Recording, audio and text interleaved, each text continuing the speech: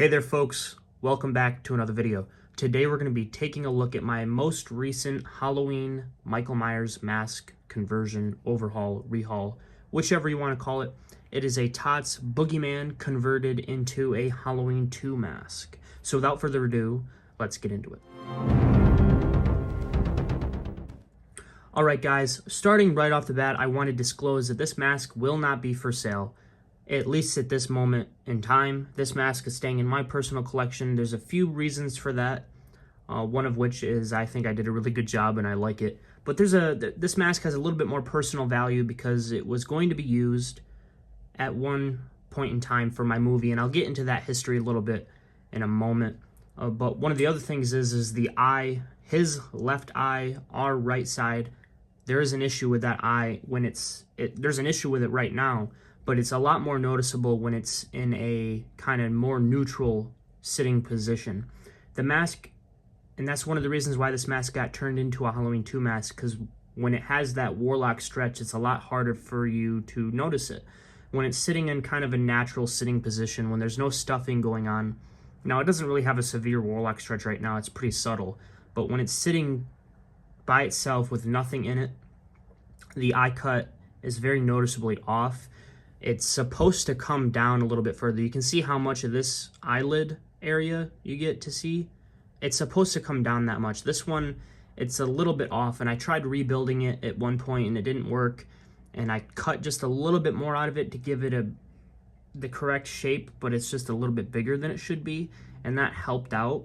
And right now it's okay. It's not perfect. When you actually look at it side by side with Halloween 2 images, it's not that far off. It's just not quite right. So that's one of the reasons is the eye cuts off. The mask has a little bit of personal history for me, and the third reason being is that I like it. So this mask will not be for sale, but if you guys are interested in getting a mask like this for yourself, you can message me on Instagram at @therealcox_studios, or you can message me on Facebook at Michael Cox, but it'll be a little bit easier to find me on Instagram. Or you can message me down in the comments and I'll just tell you to go to Instagram, but you can message me down in the comments if you are interested right away on getting my attention. But yeah, if you guys are looking to get something like this, just let me know. But this specific mask will not be for sale. But we're going to go ahead and get into the hair because we're going to start with the hair. So with the hair, I think I got pretty close to the look of Halloween 2 with this one. It's got that kind of Brillo pad quality. It's real tight on the sides, and it's got a little bit of a poof on top, but not quite Halloween 1 poof. It's got a lot better look than the previous one. Now, the previous mask was just a little over a month ago, and I think I made some drastic improvements. Not to pat myself on the back, but I think I made some big improvements in just that month. I think this is a lot closer to what it is that I'm trying to replicate. There's a few things here and there that still need to be worked on, and generally I noticed the issues. I noticed new things on the masks after I've already completed something on the mask that I'm working on. So that's an instance with this one. But I think with the hair, I got pretty close. I don't know if the color is perfect. I see a lot of guys get pretty close to this color. But in terms of the actual mohair, this is crepe hair. But in terms of the actual Halloween 2 mohair, it's very hard to tell what color it is because they supposedly never sprayed brown into it. It was just the dirty blonde Captain Kirk with black sprayed into it. And if you look at the mask after it's already left Dick Warlock's possession, you can see it's got that very natural mohair look, but there's a lot of scenes in Halloween 2 where it looks brown. It's very strange, and I wouldn't be surprised if the hair was too blonde and they did spray it with brown and nobody's just kind of mentioned that. I don't know if anybody else believes that. I don't know if anybody else thinks that, but I wouldn't be surprised. I have a lot of different thoughts on what happened to the mask between Halloween 1 and 2, and I have a lot of different thoughts on what's happened to the mask since. I will be doing a video on that. I'm not going to get too much into the weeds of what I think about the mask in this video, but there's a lot of crazy stuff. I mean, there's an image from Halloween 1 where he's laying on the ground, and there's this exact shape of skin tone. It actually looks like there's more skin tone than what's here, but then there's multiple shots in Halloween where you don't see any skin tone, and there's multiple shots in Halloween 2 where it looks like this whole area is skin tone, and then there's shots from the movie where it looks like there's no skin tone. It's absolutely ridiculous. Now, some people will have the argument that the mask gradually got dirtier, which is true. But there shouldn't be shots in Halloween 1 where the mask looks like it's got this much skin tone, and then shots in Halloween 2 where it looks like it's completely white again. That doesn't make any sense. And then when you look at the way the mask looked after it's left Dick Warlock's possession, or at least when he was selling it, the mask looks completely white again, or at least an off-white because it's kind of aged. It doesn't look like there's really any skin tone on it.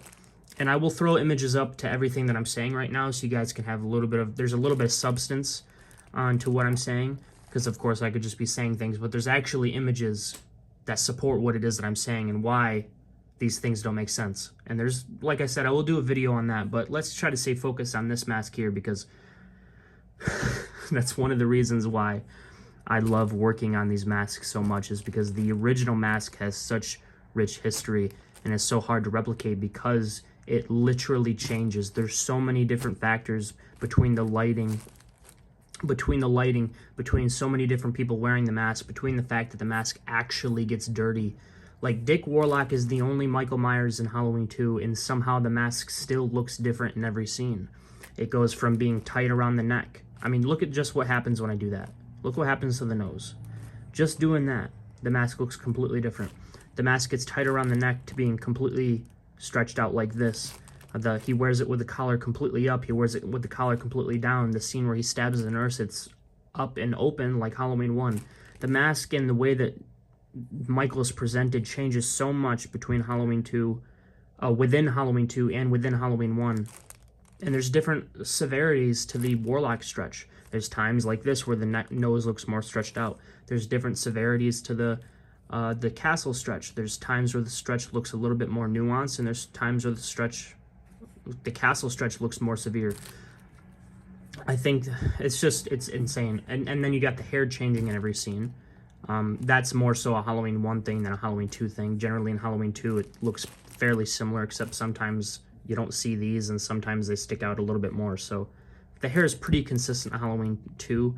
Sometimes it's a little bit more matte on top, and like I said, I will throw images up to support what I'm saying. But enough is enough. We're going to stay focused on the mask. So I apologize for that. But I think as far as the hair goes, I got pretty close to what it is that I'm trying to replicate. The more images that I look at, that I study, I'm starting to notice a lot more things. I'm starting to notice how high the hair really is. These strands, how high they are when they start, and how much neck is really exposed in the back. I always kind of based it off of the hair should stop around the bottom of the ear, and that's kind of accurate, but really the hair is kind of bunched up at the bottom when it stops. So you can see a lot of different images of Halloween 1 and Halloween 2 where the hair looks like it stops around the base of the ear. But if you actually look at it, the hair would be a little bit longer than the base of the ear, but it's kind of just shriveled up and kind of packed in, so it kind of stops around there. And when you get it this high like it's supposed to, you can kind of see some of the old hair, and that's one of the things that I've always struggled with. So from now on, working on these masks, I'm going to make sure that the old hair is above the ear, and that's something that I recommend other people follow as well, because as long as you get that old hair above the ear, then you don't have to worry about seeing it once the new hair's on there. So that's something that I recommend. That's one of the things that I've always kind of struggled with. I thought this one was good to go. I mean, I got it pretty high. It's mid-ear.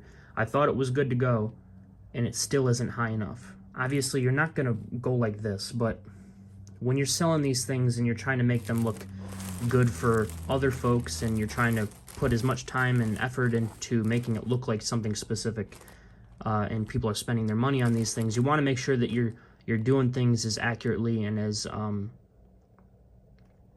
operating as transparently and as in good faith as possible. So that's something that I'm going to focus on, and this mask is staying in my collection, so that flaw won't be really an issue. But there's a lot of different things that you gotta pay attention to when you're doing these for other people. And sometimes things can just be a mistake, but you never know how somebody's gonna react to something.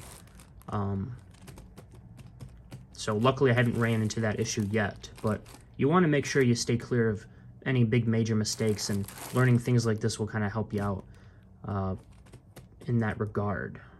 But furthermore, with the hairline, or with the hair, the hairline is something I've noticed something different in it this time as well. I thought that I got pretty clear, spot on with the sideburns this time, and I still think it's probably the best that I've done so far. But after I did finish them, I noticed something else that's a little different. is that this sideburn should probably pop back just a little bit more. Not only is that more accurate to how sideburns are actually shaped, it just appears to be more accurate for the mask. You can see that this one kind of comes back further than this one. So for the next time, you want this line to come back a little bit further and then jut out. And then you're going to want the actual hairline to follow down just a little bit. There's images where you can kind of see the hairline come down, and then there's a little bit of a gap for the next part of the hair, and then you kind of see what's left back here. And this generally looks more messy because it was never meant to be seen. So you've got that, and then there's a little bit of a chunk missing out here, which I actually never noticed myself. Excuse me. Now I see it every time I look at the images, but I never noticed it myself until I watched one of Nick Malpagano's videos where he pointed out that there's a little triangle missing right there. And it was also his video where he pointed out that there's a little triangle of hair here. Now this one's a lot harder to notice now that you look at images. I don't know how I never noticed it before, but this triangle, a bit of hair, is some of the sideburn coming down, and that was obviously left right there. So thanks to Nick Malpagano, I noticed that, and now every time I look at the images, I see it, and I'm like, how did I not notice that before?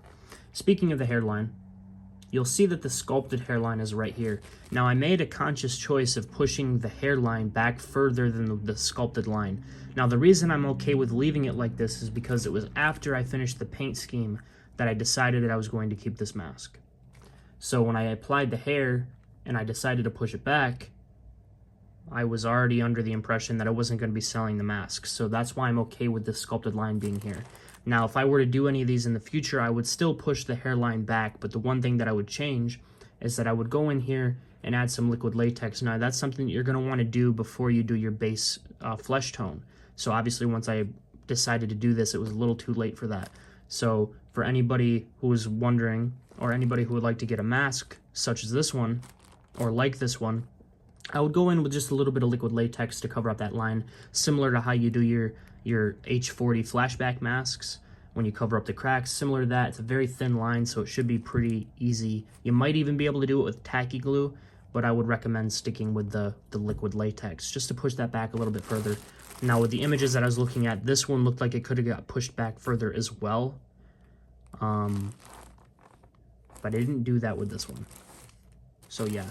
And also another thing is that you see some guys do, the first guy I noticed to do it was James Carter, JC, is they have this break in the sideburn line here. Now, when I look at the images, I personally don't see that.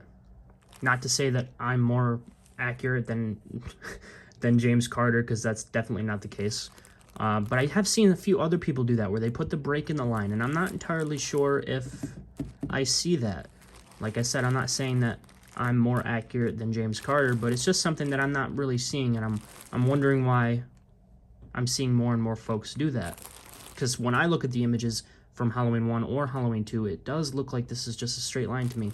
So that's something that has, that is something that I've noticed, and I've been questioning myself to see if what I'm looking at's really accurate or not. But I did add just a little bit of hair.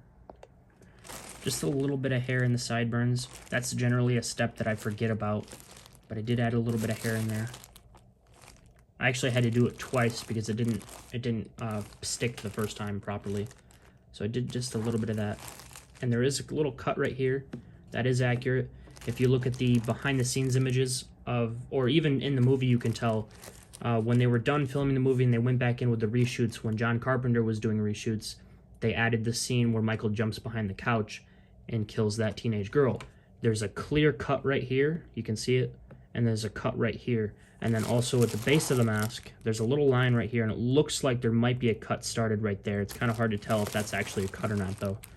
But I didn't add those in just because I didn't want to do that with this one. But this is one that I like to add because it makes the Warlock stretch a little bit more accurate, because you kind of get that, it almost looks like a B shape going on right here, like a backwards B. So I like that. It makes that a little bit more severe. So I did do that. And also the weathering, you can see, it looks pretty severe. And the exposure on the camera right now is just normal.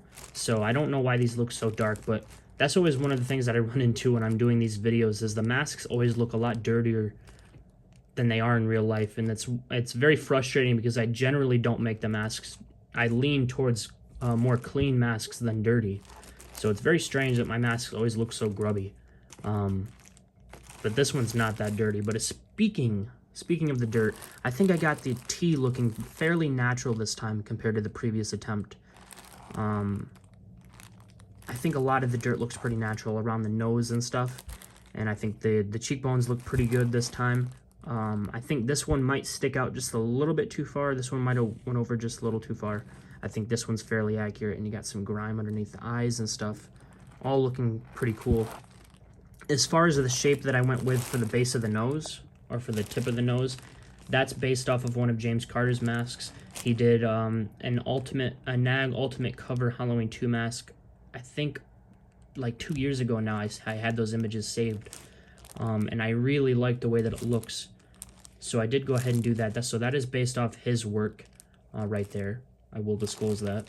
And then here's a nice little close-up of the lips. Kind of see a little bit of drooping down here with the shading right there. I try to follow that famous Halloween 2 image where he's holding the Coke can, and that looks like there's a pretty nice shadow going in there.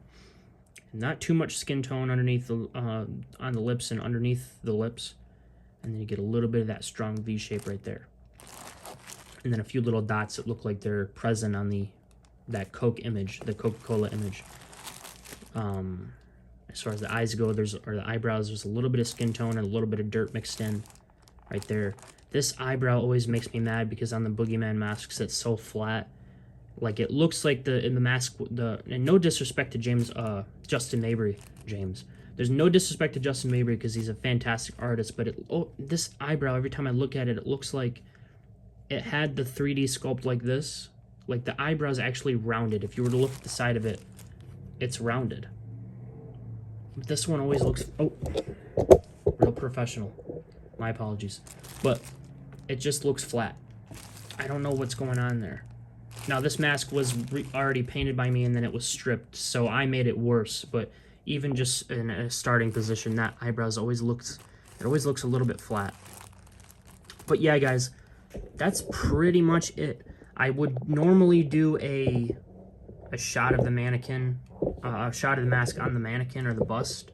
But with this specific one, I don't have a whole lot of room on the phone right now because there's another video I'm currently working on. So I'm going to cut this one into 2 parts. And since this mask is staying in my possession, I have a little bit more free time to do that. I have 2 other masks that I need to do videos on because one of them is getting shipped out. Now that I think about it, that the other one, the one of the 2, is staying in my possession as well. But there is going to be a video of this on the mannequin. I'll just do that in a separate one. And I did a lot of rambling in this video, and this video is going to be about 20 minutes long. So I'm going to do that. I also wanted to say, I forgot to say it again. I wanted to say Happy Halloween, folks. Today is Halloween.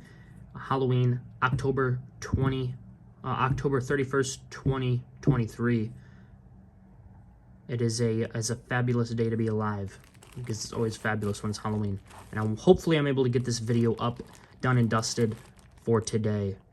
So that's why I got to cut it short. I already recorded it once, and I just went on to another rambling session and getting into my little conspiracies with the mask and what other people do and this and that and that. So at the bottom line, if you guys are interested in getting a mask like this, you can message me on Instagram at @therealcox_studios, or you can message me on Instagram at Michael Cox, or on Facebook at Michael Cox. It'll be a little bit easier just to get through my business, my art account on Instagram, just because there's not any other accounts named @therealcox_studios. If you try to message me on Facebook or on my regular Instagram account, it might be a little bit harder to get a hold of me. So I recommend just going through my art account on Instagram.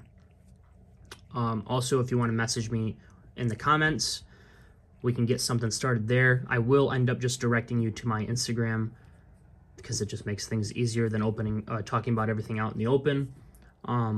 So yeah, if you are interested in getting a mask like this, message me on Instagram at @therealcox_studios. If you guys liked this video, please hit the like button, subscribe, and notification bell. All that would be greatly appreciated if you decide to do so. And if you like this video that much, I have a second channel, my original channel, Michael's Customs and Comics. There's a few mask videos over there, and there's a few other videos over there, such as figure reviews, movie reviews, things like that. Things like that will also be on this channel. This is the main channel. If you are new, welcome, and I hope you stick around. There will be a part 2 of this video, so stay tuned for that. Again, happy Halloween, and of course, until next time, true believers.